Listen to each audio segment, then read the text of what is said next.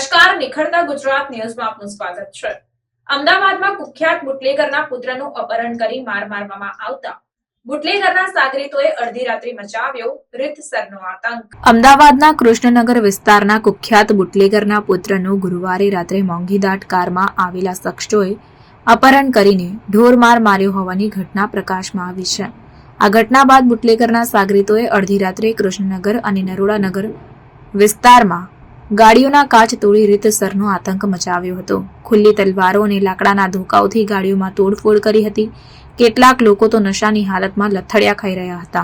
આ સમયે જ ત્યાંથી પોલીસની ગાડી નીકળી હતી, છતાં કોઈ પગલાં લેવામાં આવ્યા ન હતા।